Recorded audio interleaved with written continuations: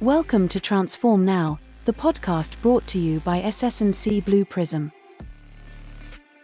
Enterprise AI isn't just a tool, it's the heartbeat of smart organizations like yours, helping to reinvent work to deliver higher growth, more customers, and better experiences. Join us as we discover how AI-powered work orchestration and automation is making things better for everyone: customers, employees, shareholders, and most importantly, you. Let's get into the show. Hello, everyone. Welcome to Transform Now. I'm Brad Hairston. And I'm Michael Marchuk. And this is our weekly pulse check, taking a look at some interesting news items in the world of automation and AI. Michael, let's dive right in. All right. First article comes to us from EX Today and is titled, Microsoft CEO says that AI agents will transform SaaS, or software as a service, as we know it. Now, this article could have been titled The Death of SaaS or The End of ERP or something like that, maybe a little bit more provocative, but it is getting a lot of buzz out there because, Satya Nadella, the Microsoft CEO, I mean, he doesn't shy away from saying some pretty, extravagant things. But he definitely has people talking because he's starting to look at what agentic AI in particular can mean for ERP applications, business applications, even the way we use Microsoft Office applications. So talk about the things that he's said and give us your thoughts on those, if you would. So I think this is another example of how technology is going to change the way we interact with applications. I think the first one, or at least the one that comes to mind that makes it easier to describe is when we got the iPhone, it was a completely new way of interacting with applications. And even now, when we interact with our touch devices, we do a long hold for one thing, or we click on something or other, or we use our face to unlock the phone, or whatever it's going to be. We interact differently with that technology than we did, say, if we were using a keyboard, right? Mm-hmm. So I see this kind of going that direction, and it's an interesting way of describing how to interact with it. ERP has been on for quite some time, and over those years, the interactions have been clunky at best. And most of that has to do with the fact that there's different modules that were added on to be able to leverage how you get specific data or specific workflows within that application. When we start looking at redoing or rethinking that interaction, now it becomes a new way of, if I was unencumbered by things like the keyboard or having to go through a specific workflow because the application forced me to, and I could simply ask using my voice, I'd like a report on last month's activity related to our widgets produced in London. Mm-hmm. Then the agent, or whatever you want to call it behind the scenes, would translate my voice, translate the actions and intent I was going to do, kick off a bunch of different processes to make that happen, whatever happens behind the scenes, and then bring me back to a report where it could ask me, do you want this visually or do you want me to read it to you? Mm-hmm.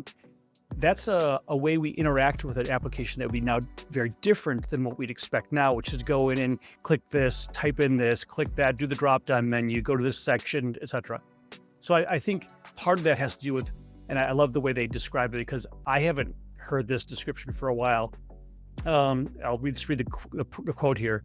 The Microsoft CEO expounded on this point, suggested that at a fundamental level, SaaS or /business applications are essentially CRUD databases, and CRUD meaning the acronym create, read, update, and delete. Yep, with business logic. And so you see this; these are data repositories that have business logic attached to them. And because that business logic right now is within these applications at this click and drop and drag level, he's saying, well, because we have those business logic there, if we reimagine this and brought that business logic into these agents, we would fundamentally interact with data in a different way. Now, the way this article goes on about it, though, it brings out a bunch of different things, which is, does that mean I have to redo all my logic now for my business applications in these agents. And that would be the case because in fact, that's where the business logic lies right now. So I think there's a good overlap in terms of the idea being a good idea.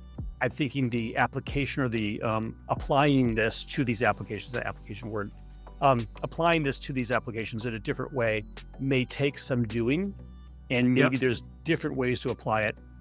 But I believe his fundamental thesis on this being we're going to interact with applications in a different way because of AI, I think it stands.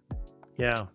I also found it intriguing the way that he framed this up. And I think when you contemplate what it would be like if all the logic was in the AI tier, you could imagine using AI agents instead of having to get into an SAP screen or an Oracle. Exactly. And I think a lot of people would be attracted to the idea of getting away from the old ERP and the clumsiness of their user interfaces.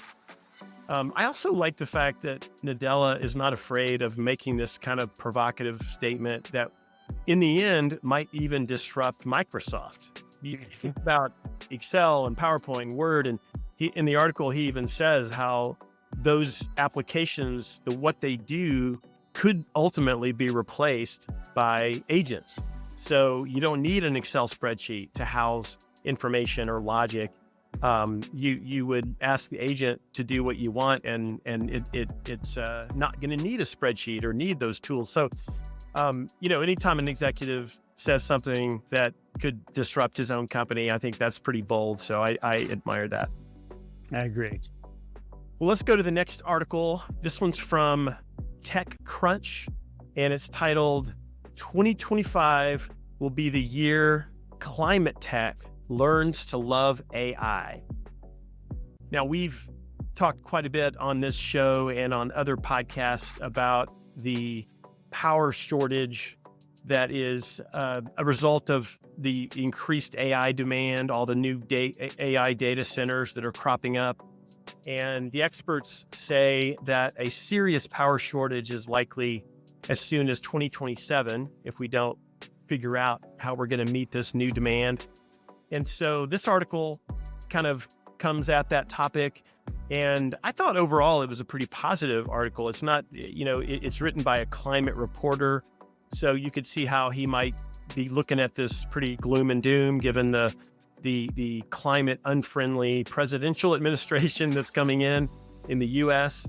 But I thought he had some pretty hopeful vibes in what he had to say. So tell me what you thought about it.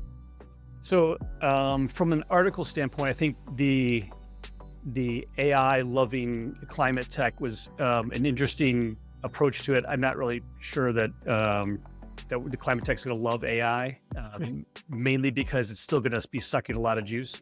I think where it's coming from is the alternatives that were explored within this are things that we've talked about and we've seen in various other news outlets in terms of alternate sources of energy that will be supplying the power for these. We've talked about nuclear now several times. I think that they brought this up and said, well, maybe fusion power. This is the year of fusion, which has been said now for a decade or more. Maybe they're hopeful that perhaps we have some breakthrough from a fusion perspective to be able to have some other sort of nuclear energy that's slightly different than our current standard. They also talk about hydrogen and others, but I'm hopeful that there is a sort of a symbiotic relationship where leveraging AI to do some of the modeling and some of the activities to support the research into some of these new technologies will then help spur the growth of those technologies, which will then fuel the AI that is doing that. So I'm hoping we get to this circular activity where AI actually is beneficial. Right now, it is very much sucking the juice without necessarily producing a climate-friendly way of doing that. Yeah, although the new presidential administration is not known to be very climate-friendly. True. It is helpful to note that it was during the previous Trump administration that a lot of the startups and climate tech companies kind of got their start. So the article mentions that maybe this is a positive thing that we'll see some more innovation come up, especially now that we have such a sizable energy demand issue. So, right. And I think this is more than just AI. I mean, if we broaden the scope of this, the energy requirements to power our EV cars and buses and trains and everything, it's all demanding electrical energy. So going to that point of saying, listen, we actually need to have additional power sources, not just for AI, but for all the other stuff that we're moving to help bring it into that electrical age where everything's electric. We're really going to need to think differently about how we generate electricity to be able to accomplish that. Yeah, absolutely. Okay, our next article is from The Guardian, and it's titled, "I received a first, but it felt tainted and undeserved. Inside the university AI cheating crisis." Now, for those outside the UK, a first is a scholastic honor or designation, similar in the US to summa cum laude, I guess, something like that. I just wanted to say that because I had to look it up. I didn't quite understand what they meant. Guess because we're Americans. Yes, but this is a really interesting article. So it's talking about suspicion and distrust and accusations and people turning on each other, and it's all because of the prevalence now of ChatGPT being used in higher ed. And there are a lot of higher ed administrators and professors and others that are using software to try to detect where students are using generative AI and delivering their assignments. Some of that is proving to be faulty, so people are getting falsely accused. And then there's other cases where they're not catching it. So there's a dilemma around, plagiarism and just the bad side of what we knew ChatGPT could do in the education sector. So this article just kind of peels that back and features a lot of stories that I thought were, each of them in and of themselves was really interesting. So Michael, give us your take on this. Well, I felt during reading this, I felt outraged to start with as I listened to the story and how it came about, because I'm a big proponent of leveraging the new technology we have to assist with learning and the capability of the critical thinking perspectives and the aspect of applying that critical thinking to solving problems. Right.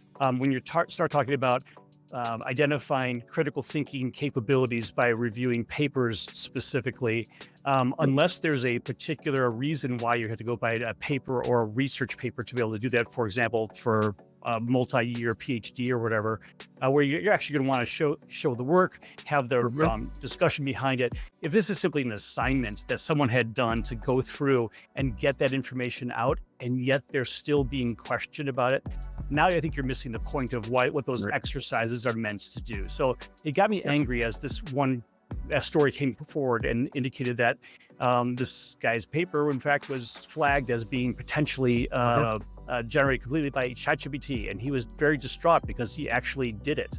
And some of the telltale signs they're pointing to, we could probably see this in a number of different things where the word delve comes up way more often in ChatGPT than it does in actual conversations or people's usage of English language at this point. So they use those telltale signs then to identify potential fraud or potential ChatGPT generation.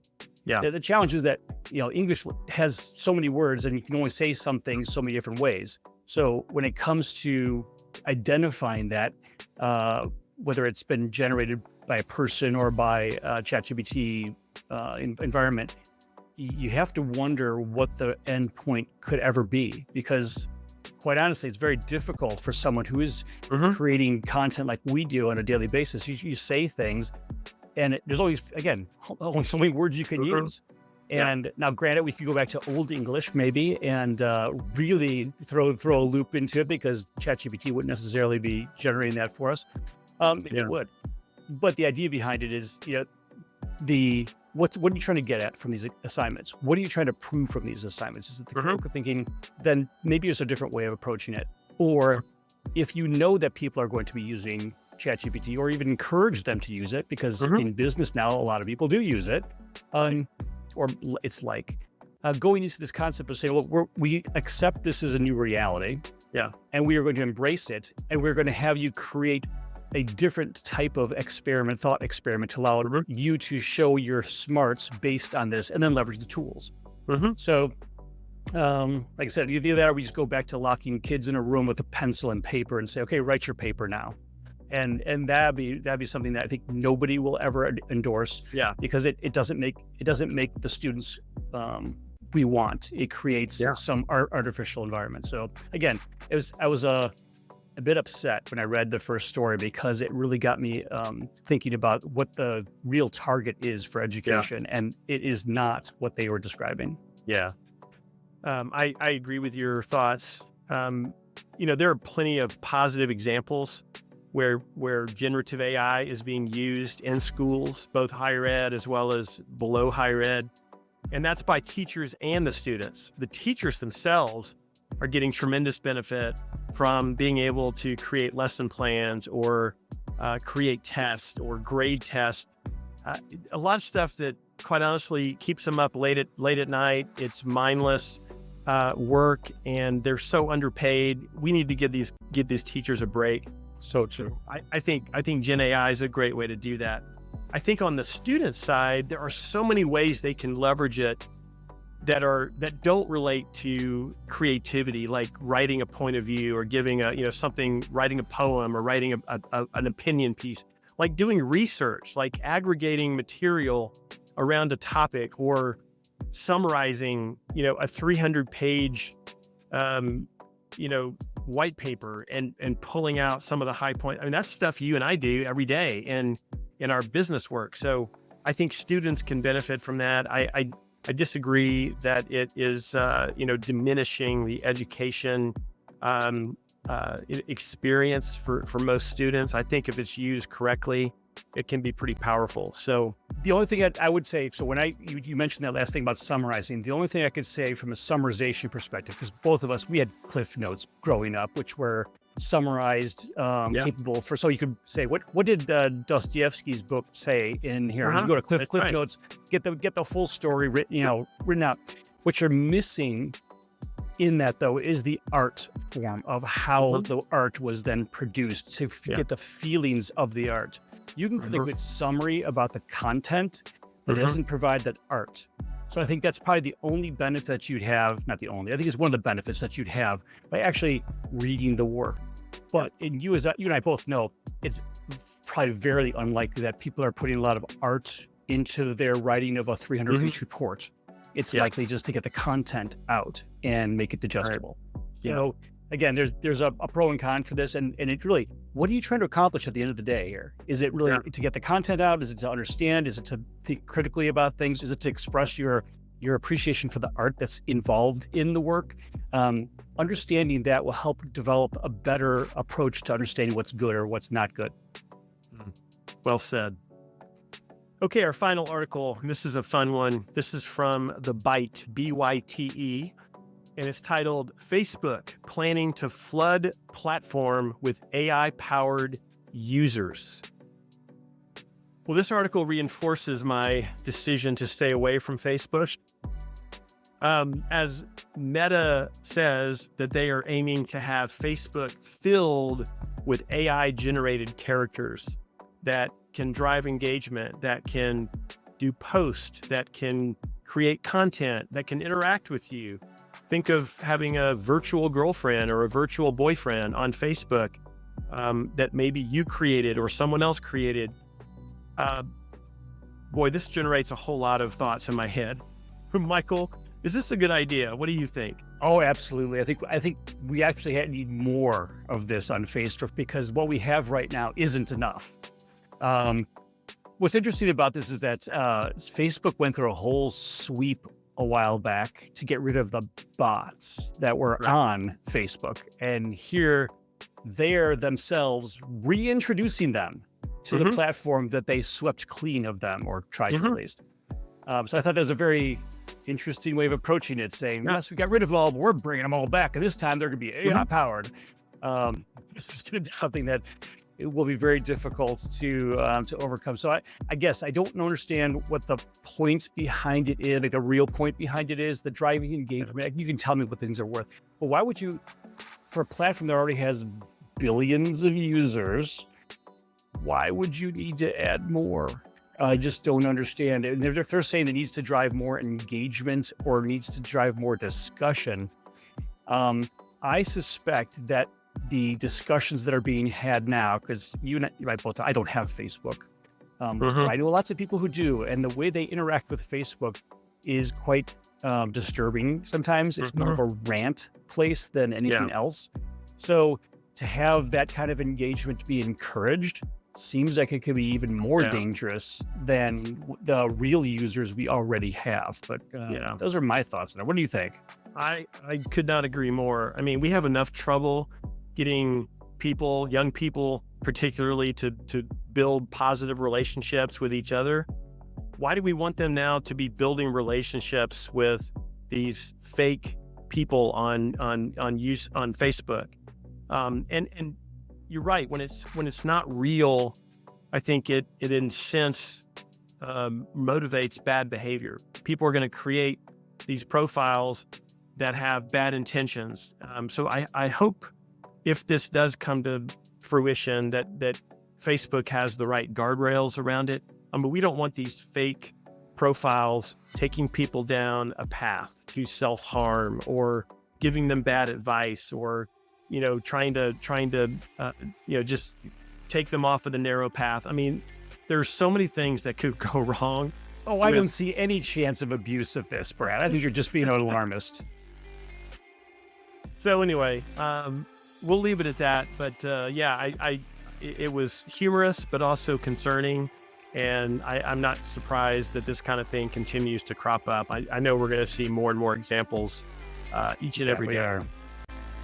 Well, thanks for joining us. That's all that time we have today for our Pulse Check. Remember, we post another podcast every week with a tremendous guest. So be sure and check that out. And we will see you next time on the Pulse Check. Bye for now. Thank you for listening to Transform Now, the podcast from SS&C Blue Prism. You can find all of our episodes on your favorite podcast channel, as well as YouTube. To stay on top of the hottest topics in the world of enterprise AI, subscribe now. The future of work is here.